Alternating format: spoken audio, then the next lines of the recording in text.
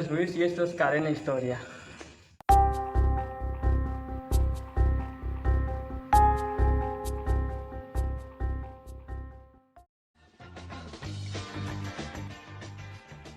Sobre el tema del descubrimiento de América y la organización económica.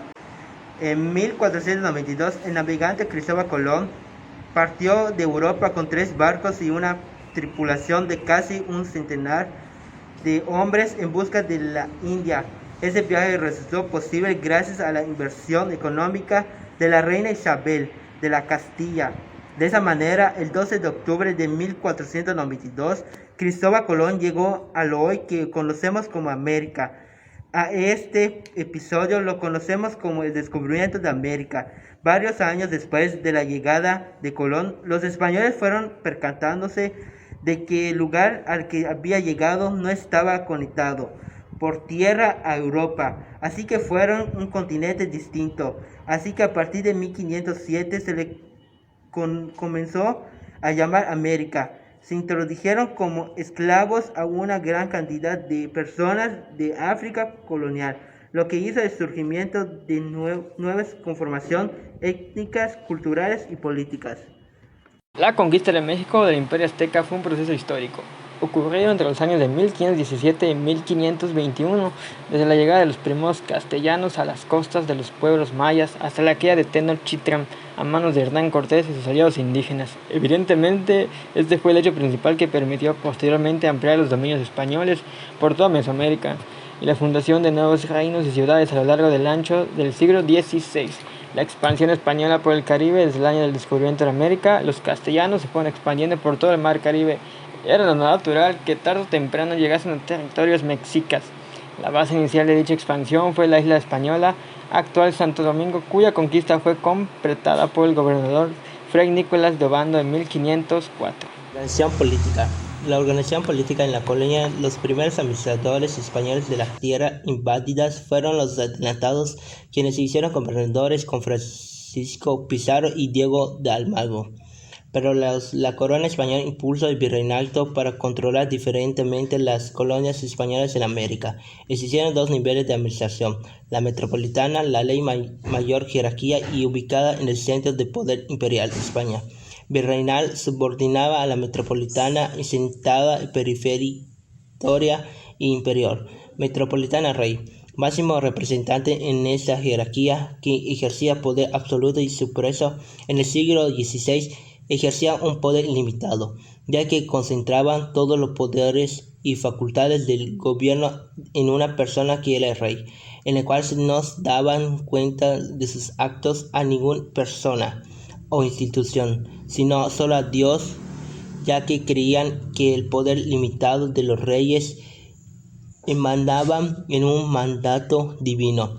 Consejo de Indias, la máxima institución judicial en las colonias, se encargaba al nombre de las autoridades virreinales. También las siguientes funciones tenían la función de diseñar la política administrativa, enviaban supervisores y visitadores a las Indias Occidental, América, las reformas borbónicas, tomar el juicio de residencial, es decir, la revisión de cuentas, balance y eventual sanción sobre la gestión virreinal y otras altas autoridades, asegurar el sostenido de las armas real por pulgar coronas reales a órdenes, y también proponían leyes de Indias a la rey.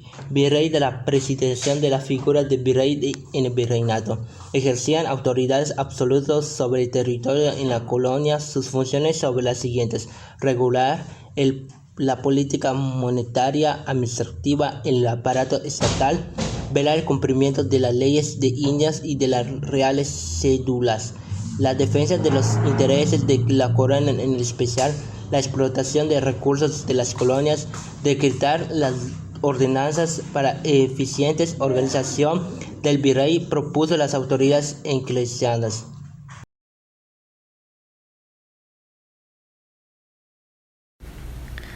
La cultura colonial fue abrazada y hubo influencia de los elementos culturales que introdujo el conquistador y colonizador español. Las características culturales de la época colonial fue la influencia de la Iglesia Católica, manifestaciones culturales de la colonia. Uno de los primeros fue la música. La música se desarrolló en la colonia bajo auspicios de la Iglesia Católica.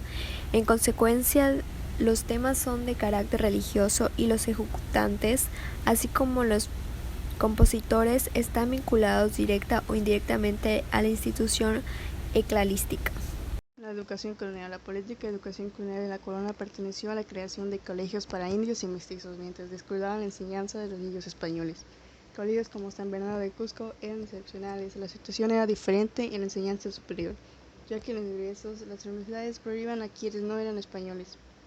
La enseñanza para los indígenas se centró en los colegios de las órdenes regulares. El primer colegio se fundó en Franciscano, Santo Domingo, en 1513, junto a su convento, a mediados del siglo XVI.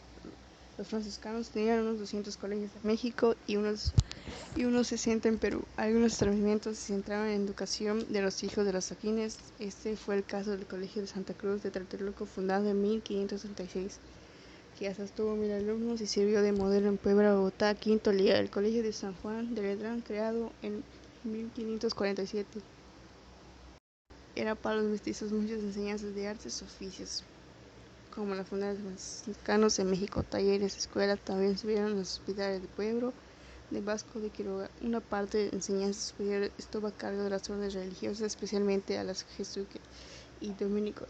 En ese sentido se diferenciaban las universidades mayores oficiales fundadas en México y en Lima en 1551.